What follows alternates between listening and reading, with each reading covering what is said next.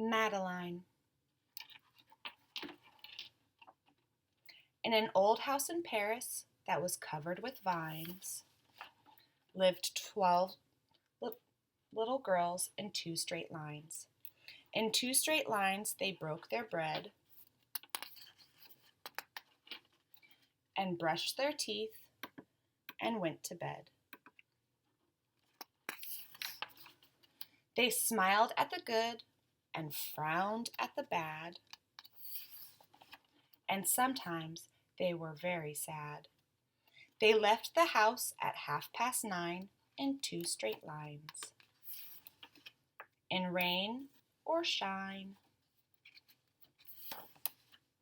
The smallest one was Madeline. She was not afraid of mice. She loved winter, snow, and ice. To the tiger in the zoo, Madeline just said, "Pooh-pooh." And nobody knew so well how to frighten Miss Clavell.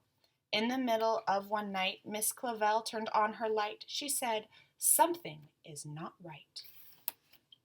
Little Madeline sat in bed, cried and cried. Her eyes were red.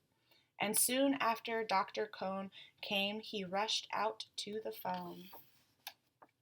And he dialed DAN ton ton 106. "Nurse," he said, "it's an appendix." Everybody had to cry, not a single eye was dry. Madeline was in his arm, in a blanket, safe and warm. In the car with a red light, they drove out into the night. Madeline woke up 2 hours later in a room with flowers. Madeline soon ate and drank. On her bed there was a crank, and a crack on the ceiling that had a habit of sometimes looking like a rabbit. Outside were birds, trees, and sky, and so 10 days passed quickly by. One nice morning Miss Clavell said, "Isn't it a fine day to visit Madeline?" Visitors from 2 to 4 read a sign outside the door, tiptoeing in with solemn face, with some flowers and a vase. In they walked and then said, "Ah," when they saw the toys and candy and the dollhouse from Papa. But the biggest surprise by far, on her stomach was a scar.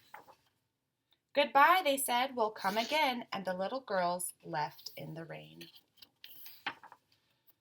They went home and broke their bread and brushed their teeth and went to bed. In the middle of the night, Miss Clavell turned on the light and said, "Something is not right."